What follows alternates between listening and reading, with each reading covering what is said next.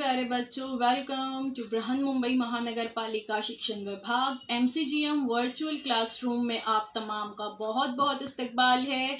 और जैसे कि आपको पता है कि स्कूल्स हमारे फिलवक्त बंद है, लेकिन तालीम का सिलसिला रुका नहीं है, थमा नहीं है।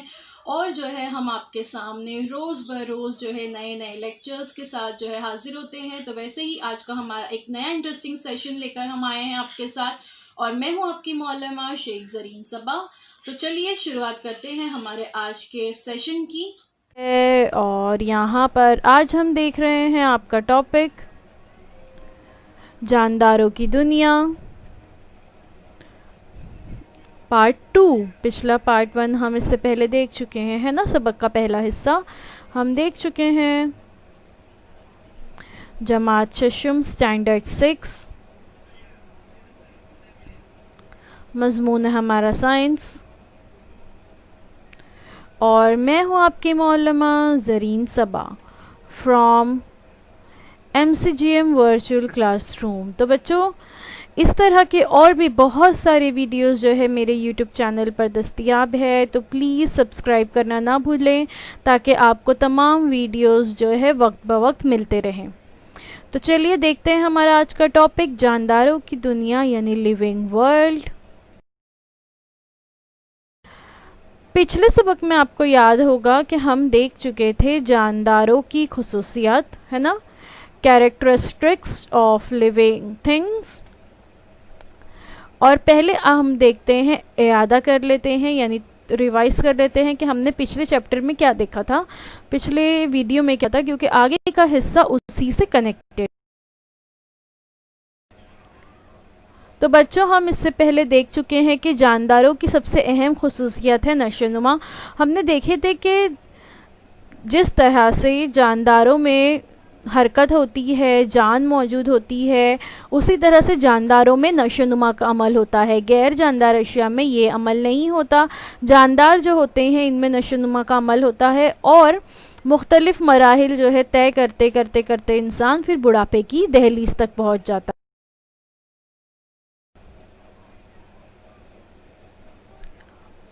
उसके बाद हमने देखे थे अमल तनफुस, यानी तमाम जानदारों को जिंदा रहने के लिए ऑक्सीजन की ज़रूरत होती है ना। ये अमल कहलाता है रेस्पिरेशन। तमाम जानदार जो है अमल तनफुस के दौरान ऑक्सीजन गैस लेते हैं और कार्बन डाइऑक्साइड गैस जिस्म के बाहर खारिज करते हैं, है ना। तो ये अमल भी जानदारों की अहम खुसूसियत है। गैर जानदारों में ये अमल नहीं होता। उसके बाद हमने देखे थे अगली खुसूसियत इखराज। तमाम जानदार जो हैं उनके अंदर अपने जिस्म से बाहर फासिद मादों को बाहर खारिज करने की सलाहियत मौजूद होती है।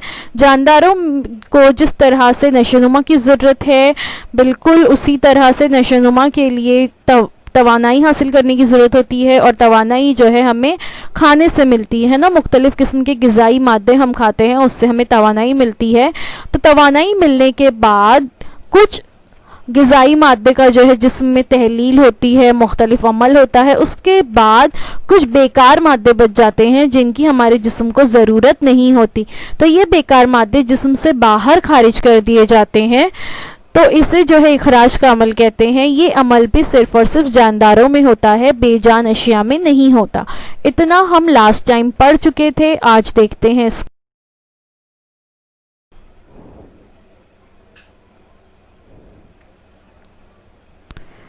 जवाबी अमल की सलाहियत और हरकत। क्या आपको इसका तजुर्बा हुआ है? ये अफ़ाल अंजाम पाने पर क्या तब्दीली महसूस होती है? अचानक अगर हमारी आंखों पर रोशनी पड़ जाए, अगर अचानक से हमारी आंखों पर तेज़ रोशनी पड़े तो हमारी आंखें क्या होती हैं? खुद ब खुद बंद होने लगती है ना। हम रोशनी बर्दाश्त नहीं कर पाते और नतीजे में हम अपनी आंखें बंद।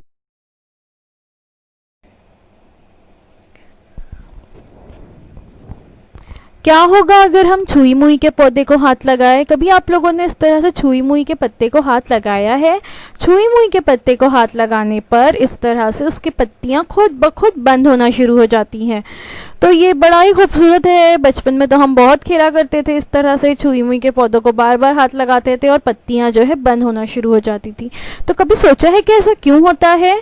तो चलिए इसका जवाब तलाश करें। ऐसा होता है जवाबी अमल की सलाहियत और हरकत की वजह से। जानदारों में मुहर्रिक के जवाब में मुख्तलिफ अमल होते हैं। मसलन अगर आप गाय या भैंस के कोठे में अचानक दाखिल हो जाएं तो वो जो है सीधे खड़े हो जाते हैं, इधर से उधर भागने लगते हैं, या गाय जो है वो ज़ोर से पुकारने लगती है। ये सब जो है जवाबी अमल की सलाहियत है। यानी किसी जानदारों में मुहर्रिक के जवाब में जो है मुख्तलिफ किस्म के अमल होते हैं, रिएक्शंस होते हैं। अलग अलग एक्शन के जवाब में जानदार जो है रिएक्ट करते हैं। जैसे कि पहली वाली जो एग्जांपल देखे, अचानक हमारी आंखों पर लाइट पड़ जाए तो एज अ रिएक्शन हमारी आंखें खुद बंद हो जाती है। नबातात में भी ये सलाहियत मौजूद है। बहुत से नबातात जो है रिएक्ट करते हैं, जब हम उन्हें छूते हैं तो वो अपनी पत्तियां बंद कर लेते हैं। जानदारों में मुहर्रिक के जवाब में मुख्तलिफ अमल होते हैं। आंगन में लगी हुई बेल भी जो है वो सहारे की जानिब झुकती है। सिर्फ जानदारों में नहीं, नबातात में भी ये होता है। कभी आपने आंगन में लगी हुई जो नाजुक करेले की बेल है उसे देखे? इस तरह से मनी प्लांट्स की बेल होती है, करेले की बेल भी बहुत नाजुक होती है, कद्दू की बेलें होती हैं। तो इस तरह की जो बेलें होती हैं इन्हें आगे बढ़ने के लिए सहारे की ज़रूरत होती है। तो अक्सर जो है वहाँ पर क्या किया जाता है कि कोई लकड़ी जो इस तरह से बतौर सहारे के लगा दी जाती है और बेल जो है खुद ब खुद सहारे की जानिब झुकती है। ये भी क्या है, एक तरह का रिएक्शन ही है ना, कि वो जो है उसी जानिब झुकते हैं जहां उन्हें सहारा मिलता है। गमले में लगा हुआ पौधा जो है खिड़की में अगर हम रखते हैं तो वो सूरज की रोशनी की जानिब झुकता है। देखिए गमले में लगे हुए पौधे जो है अक्सर डालियां उस तरफ आपको झुकी हुई मिलेंगी जिस तरफ से सूरज की रोशनी आ रही हो, यानी इसमें हरकत होती है। जानदारों में ये हरकत खुद ब खुद होती है, यानी एक्शन के जवाब में जो रिएक्शन है ये खुद ब खुद होता है। ये किया नहीं जाता, या कभी हमारी आंखों पे तेज रोशनी आए तो कोई हमें कहता नहीं है कि तुम आंख बंद करो तो ही हम बंद करेंगे। ये अमल खुद ब खुद होता है। ठीक है, बिल्कुल वैसे ही नबातात की जो जड़ें हैं वो पानी की तलाश में बहुत गहराई में जाती हैं और उसी सिमत में आगे बढ़ती हैं जहां पर उन्हें पानी मिलता है। तो ये भी जो है एक एग्जाम्पल है जवाबी अमल की सलाहियत की। अतराफ में होने वाला वाकया यानी मुहर्रिक और इसके जवाब में जानदारों में जो अमल होता है वो जवाबी अमल या रद्द अमल कहलाता है, यानी रिएक्शन कहलाता है। मुहर्रिक के जवाब में होने वाले अमल को रद्द अमल की सलाहियत कहते हैं। ठीक है, देखिए जब हम खाना पका रहे हो किचन में, या अगर आपकी अम्मी आपसे कभी कहें किचन से फला बर्तन ले आइए और अगर आप गर्मा गर्म चम्मच पर हाथ रख दें तो क्या होता है, फौरन हम उसको छोड़ देते हैं या उस बर्तन को छोड़ देते हैं। कई दफ़ा नुकसान भी होता है ना, हाथ से बर्तन छूट जाता है, उसमें रखा हुआ सामान जो है गर्म वो गिर जाता है, अम्मी से डांट भी बड़ी पड़ती है। लेकिन ये क्यों होता है? ये इसलिए होता है क्योंकि जब हम कोई गर्म चीज़ को छूते हैं तो फौरन जो है एक रिएक्शन होता है, जवाबी अमल जो है हमारी बॉडी अंजाम देती है, जिसके नतीजे में हम फौरन गर्म चीज़ से हाथ हटा लेते हैं। तो ये हमारा रिस्पॉन्स है। तो ये ही जवाबी अमल या रद्द अमल की सलाहियत कहलाता है। और ये जो खुसूसियात है रद्द अमल की सलाहियत, ये सिर्फ और सिर्फ जानदारों की खुसूसियात है। बेजान चीज़ों पर हरारत का, सर्दी गर्मी का कोई असर नहीं होता, रोशनी का, पानी का, हवाजी का कोई असर नहीं होता है ना। ये सिर्फ और सिर्फ जानदारों पर असर होता है और इन चीज़ों का जानदारों पर असर होने की वजह से ही इनके नतीजे में जानदार जो है वो जवाबी अमल या रद्द अमल देते हैं। अफजाइश नस्ल, जानदार अपने जैसे जानदारों को जन्म देते हैं, है ना। हर जानदार में अपने जैसा जानदार पैदा करने की सलाहियत होती है। कुछ जानदार जो है बच्चे देते हैं, कुछ अंडे देते हैं और उन अंडों में से बच्चे निकलते हैं। ज़ेब्रा, शेर, शेर बब्बर, हिरन, ये तमाम वो जानदार हैं जो बच्चा देने वाले जानदार हैं। ये जानदार जो है अपने वजह से बच्चे पैदा करने की सलाहियत रखते हैं। तो अफजाइश नस्ल यानी अपनी नस्ल की अफजाइश करना, अपनी नस्ल को आगे बढ़ाना, ये खुसूसियात भी सिर्फ और सिर्फ जानदारों में ही पाई जाती है। बेजान अशिया में खुसूसियात नहीं पाई जाती।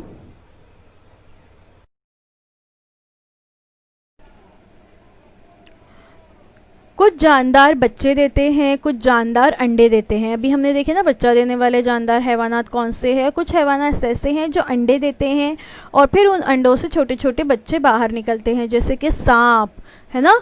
सांप बड़ा जहरीला होता है ना, और सांप लेकिन अंडे देता है।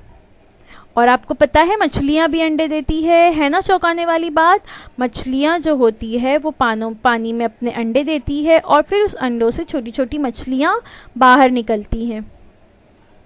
मुर्गी भी अंडे देती है, ये तो हम जानते हैं। और फिर इन मुर्गियों को फिर मुर्गियाँ इन अंडों को सेकती हैं और इनसे छोटे छोटे चूजे बाहर निकलते हैं। तमाम किस्म के परिंदे, जितने भी परिंदे हम देखते हैं, ज़्यादातर तमाम परिंदे जो है वो अंडे देते हैं और ये दरख्तों की शाखों पर अपने घोंसले बनाते हैं, उनमें अपने अंडों को ये बहुत ज़्यादा हिफाजत से रखते हैं और फिर उनको सेकने के बाद उनसे कुछ दिनों के बाद छोटे छोटे परिंदे नबातात में बीजों, तनों और पत्तों के ज़रिए नए पौधे तैयार होते हैं। ये तो हमने हैवानात के बारे में देखे हैं ना। कभी आपने सोचा कि नबातात में जो है अब अफजाइश नस्ल किस तरह से होती होगी? तो कैसे होता है, नबातात में एक छोटे से बीज के ज़रिए जो है एक पूरा पौधा तैयार होता है। हम जानते हैं ना कि अलग अलग किस्म की जो फसलें उगाई जाती हैं, तो उन फसलों को उगाने के लिए क्या किया जाता है, उनकी बीज जो है ज़मीन में बो दिए जाते हैं। आम के बीज बो दिए जाते हैं और फिर उससे अखवा फूटती है और एक नया पौधा जो है वो तैयार होता है। तो इस तरह से नए पौधे तैयार करने में बीज जो है बहुत अहम किरदार अदा करते हैं। तो बीजों के ज़रिए भी अफजाइश नस्ल होती है। इसके अलावा तनों के ज़रिए अफजाइश नस्ल होती है। देखिए इस तरह से अक्सर हम क्या करते हैं, जो लोग घर में बागबानी करते हैं, पौधे लगाते हैं, वो जानते हैं कि अक्सर गुलाब की कलमें जो है काट कर लाई जाती है, वो बो दी जाती है, या कड़ी पत्ता भी इसी तरह से लगाया जाता है, उसकी भी एक कलम जो है काट के लाई जाती है और लगा दी जाती है और फिर एक गुलाब का नया पौधा वहाँ तैयार होता है, एक कड़ी पत्ते का नया पौधा वहाँ तैयार होता है। तो इस तरह से तनों के ज़रिए भी नए पौधे जो है तैयार होते हैं। तस्वीर में आप देख सकते हो कि एक तने से किस तरह से दूसरे और जो है नए नए पौधे तैयार होते हैं। तो इस तरह से तनों के ज़रिए भी अफजाइश नस्ल होती है। इसके अलावा पत्तों के ज़रिए भी नए पौधे तैयार होते हैं। देखिए पत्तों के किनारे आप यहाँ पर देख सकते हैं कि किस तरह से पत्तों के किनारों से जो है छोटे छोटे पौधे बाहर निकल रहे हैं। तो इस तरह से पत्तों के ज़रिए भी अफजाइश नस्ल होती है, पत्तों से भी नए पौधे तैयार होते हैं। जानदारों के अपने जैसे दूसरे जानदारों को जन्म देने का अमल तौलीद या अफजाइश नस्ल कहलाता है और इंसान भी जो है अपने जैसा दूसरा जानदार पैदा करने की सलाहियत रखते हैं। इंसान का शुमार बच्चा देने वाले जानदारों में होता है। तो ये जो खुसूसियात है अफजाइश नस्ल, ये जानदारों की बहुत ज़्यादा अहम खुसूसियात है कि उसके इसी खुसूसियात के ज़रिए जानदारों की नस्लें परवान चढ़ती हैं।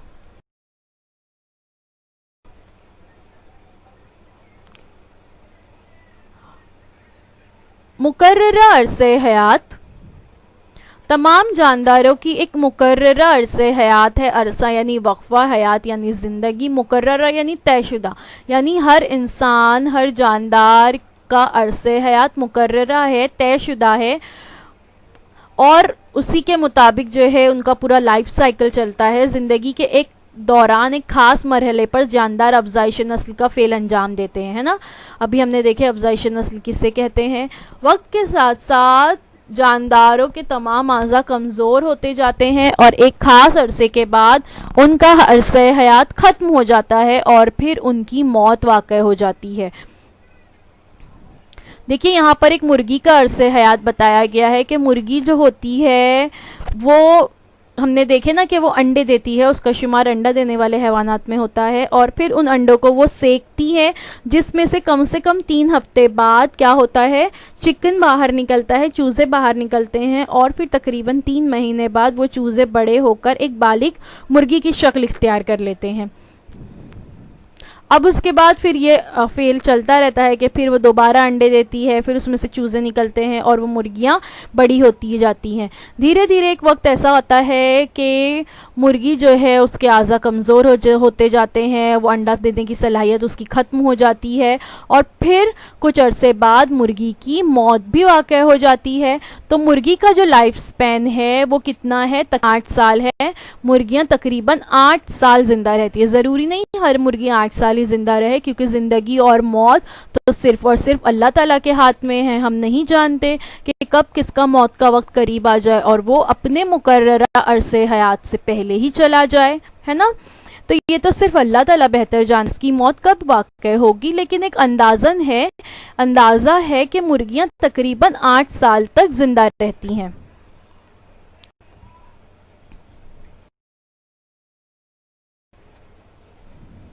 कुत्ते का अरसे हयात आम तौर पर 12 से 18 बरस तक का होता है ना। कुत्ते जो होते हैं ये तकरीबन 12 से 18 बरस तक ज़िंदा रहते हैं। इससे पहले भी मैंने जैसे कहा कि इनकी मौत वाक़ हो सकती है, वो तो ज़िंदगी और मौत सिर्फ अल्लाह ताला को पता है कब आनी है, लेकिन एक एवरेज एज जो होती है कुत्ते की वो तकरीबन 12 से 18 साल होती है।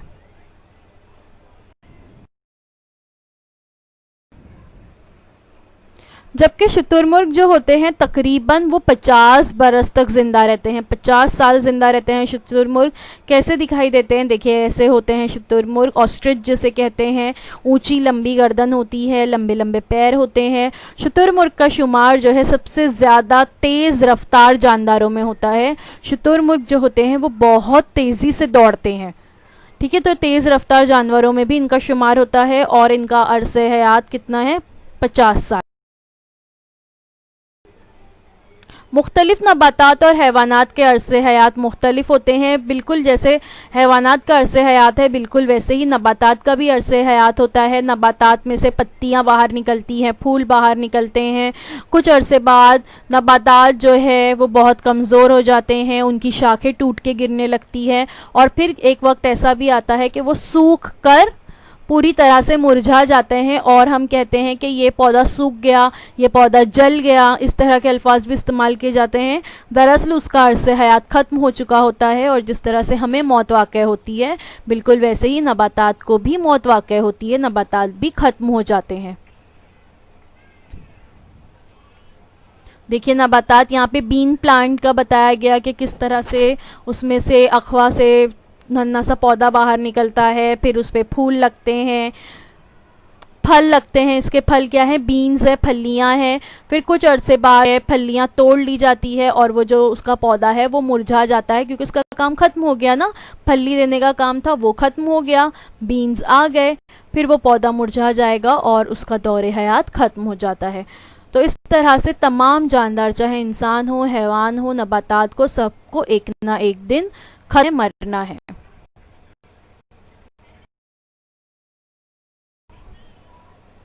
जनूबी अमेरिका के करीब गैलापेगोस जजीरे पर पाए जाने वाले कछुए का अरसे हयात तकरीबन 170 साल होता है ना। मैं बता रही थी ना कि कुछ जानवर ऐसे भी हैं जो 100 साल भी जिंदा रहते हैं। तो है ना बड़ी अचंभे की बात कि यहाँ पर पाए जाने वाले जो कछुआ है वो तकरीबन 170 साल जिंदा रहता है। और वैसे भी दीगर जगह पर भी जो कछुए पाए जाते हैं उनकी उम्र बहुत ज़्यादा होती है। उमूमन कछुए 80 से 100 साल तक तो ज़िंदा रहते ही हैं। मे फ्लाई नाम का एक छोटा सा कीड़ा है, हम जो है इसे हेलीकॉप्टर कहते थे अपने बचपन में, टिकटॉक भी इसे कहा जाता है एक आम जुबान में। तो इस तरह का ये कीड़ा है, आप लोगों ने भी अक्सर देखा होगा, हरियाली वाले इलाकों में नज़र आता है। तो मे फ्लाई नाम का ये जो कीड़ा है इसका अरसे हयात 1 घंटे से 24 घंटे तक होता है। कितनी छोटी सी उम्र है ना। 1 घंटा तो हमारे लिए कोई मायने नहीं रखता। 1 घंटा तो कई दफ़ा ऐसा होता है कि हम स्कूल से तैयार होकर घर से तैयार होकर स्कूल जाने के लिए ही हम 1 घंटा लगा देते हैं, लेकिन इस जानवर की ज़िंदगी उस 1 घंटे की ही होती है, या ज़्यादा से ज़्यादा ये 24 घंटे ज़िंदा रहते हैं। छोटे से लार्वे से जो है ये बाहर निकलता है और फिर इसके जो है पर आ जाते हैं। पर आने के बाद जो है ये उड़ना शुरू करता है और उसके कुछ ही घंटों के बाद इसकी ज़िंदगी खत्म जाती है। तो इसका अरसे हयात, इसकी ज़िंदगी बहुत मुख्तसर है।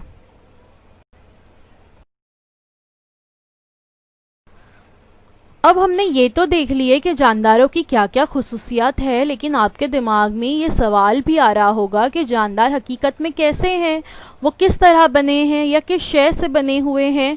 तो शहद की मक्खी के छत्ते या किसी दीवार को कभी आपने गौर से देखे कि वो किस शय से बनी हुई होती है? नहीं देखे, कोई बात नहीं, चलिए हम आपको दिखाते हैं। शहद की मक्खियाँ जो होती है वो अपना छत्ता बनाती हैं जिसमें वो अपने शहद इकट्ठा करती हैं। तो वहाँ पर इस तरह की छोटे हिस्से या खाने होते हैं। इन खानों के एक दूसरे के जुड़ने से शहद का छत्ता तैयार होता है ना। छोटे छोटे खाने यहाँ पर आपको नज़र आ रहे हैं और ये खाने एक दूसरे से जुड़े हुए होते हैं और फिर ये जुड़कर एक पूरा शहद का छत्ता तैयार करते हैं। बिल्कुल वैसे ही आपका जो घर है उस घर की दीवारें इस तरह की बनी हुई है ना। तो ये दीवारें भी अगर हम गौर से देखें, अगर इन पे कलर नहीं लगा है, इसका प्लास्टर नहीं हुआ है, तो अगर हम इन्हें गौर से देखें तो ये दीवार भी ईंटों के ज़रिए बनती है। छोटी छोटी जो ईंटें हैं, ये तमाम ईंटें एक दूसरे से जोड़े तो दीवार तैयार होती है ना। बिल्कुल ऐसे ही हमारे जिस्म की साख्त भी है। हमारा जिस्म भी ऐसे ही छोटी छोटी ईंटें मिलकर बना हुआ है, लेकिन वो अलग बात है कि वो ईंटें मुख्तलिफ किस्म की है। कौन सी है, चलिए देखते हैं। हमारा जिस्म मिलकर बना है खुलियात से यानी सेल से। जानदार जिन छोटे छोटे अज्जा से बने होते हैं उन्हें खुलियात या सेल्स कहते हैं।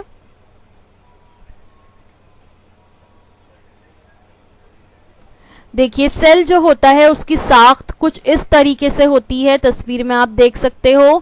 ये एक 3D इमेज है सेल की, कि सेल जो है हमारे जिस्म में वो इस तरह से नजर आते हैं।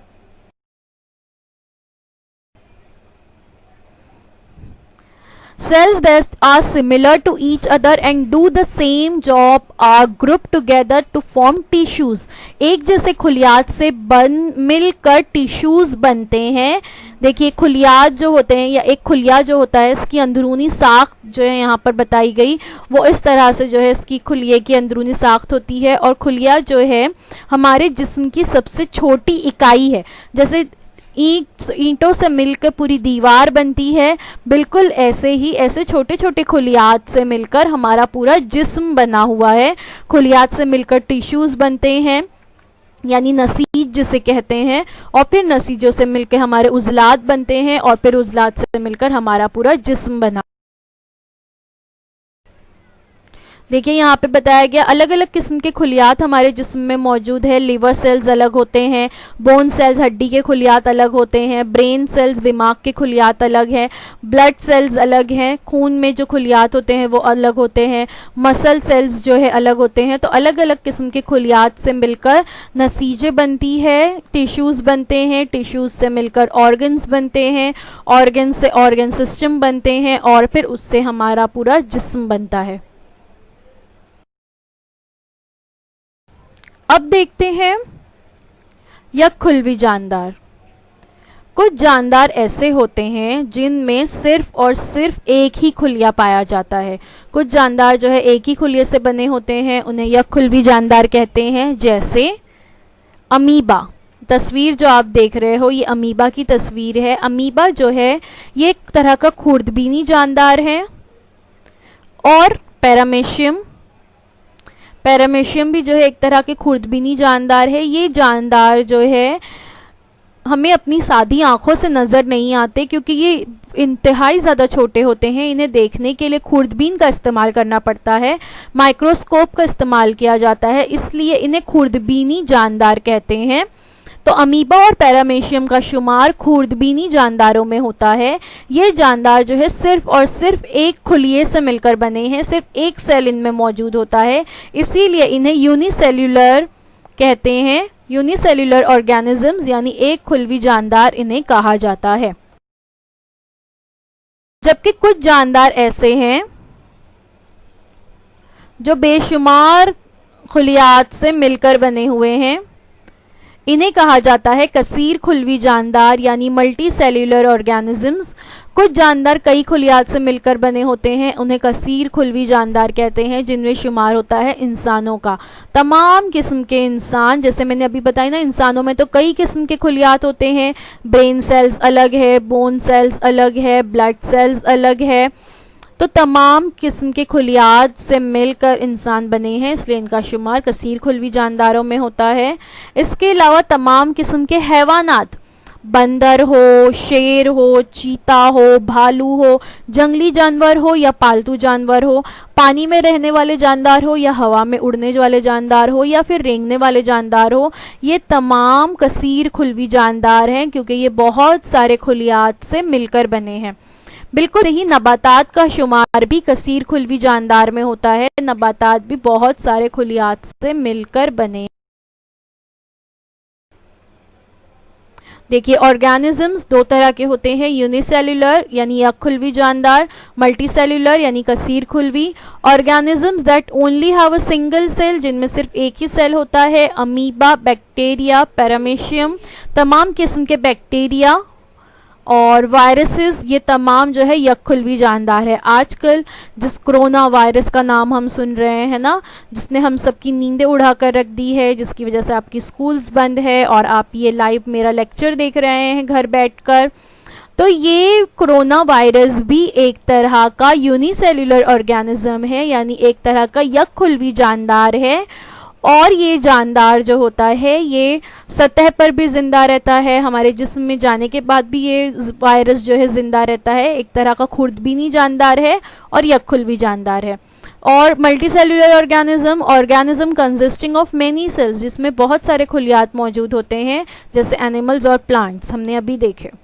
तो खुलियात की तादाद मुख्तलिफ होने के बावजूद खुलियाती जिस्म की साख्त जानदारों की अहम खुसूसियात है, यानी तमाम किस्म के जानदारों में ज़रूरी नहीं है खुलियात की तादाद एक जैसी हो, अलग अलग है, लेकिन खुलियाती जिस्म की साख्त जानदारों की अहम खुसूसियात है। ये खुसूसियत सिर्फ और सिर्फ जानदारों में पाई जाती है, बेजान अशिया में नहीं पाई जाती।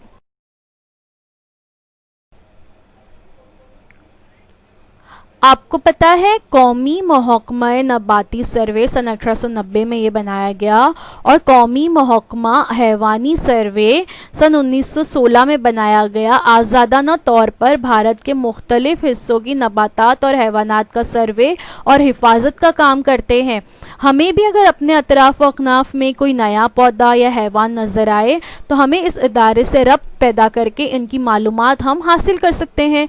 यानी अगर हम कभी ऐसा हो कि अपने अतराफ में हम कोई नया पौधा देख रहे हैं, कोई नए तरह का जानवर देख रहे हैं जिसके बारे में आज से पहले हमने कभी नहीं सुना, तो हम इन अदारों से इसके मुतालिक मालूमात हासिल कर सकते हैं और फिर वो हमें बताते हैं कि ये किस किस्म के जानदार हैं। तो इसी के साथ हमारा आज का सबक यहीं पे ख़त्म होता है। थैंक यू सो मच बच्चों कि आप लोगों ने इतने खामोशी के साथ हमारा ये पूरा सबक सुने। उम्मीद है जो कुछ बताया गया वो आपको समझ में आया होगा और अब इंशाल्लाह अगले हफ्ते आपके साथ मुलाकात होगी एक नए वीडियो के साथ। जब तक जो कुछ पढ़ाया गया इसका किताब खोलकर एक बार याद ज़रूर कर लीजिए। अल्लाह हाफिज़। तो बच्चों, मुझे उम्मीद है जो कुछ आज आपको पढ़ाया गया वो आपको अच्छी तरह से समझ में आया होगा। और अगर आपको नहीं समझ में आया है तो हमारा ये वीडियो YouTube पर भी अवेलेबल है, आप इसे दोबारा से जो है देख सकते हैं। और अपने साथ जो है अपनी टेक्स्ट बुक ज़रूर रखिए ताकि आपको जो है तमाम पॉइंट्स अच्छी तरह से समझ में आए। तो अब आप लोगों से इंशाल्लाह अगले हफ्ते एक नए वीडियो में मुलाकात होती है। अल्लाह हाफिज़।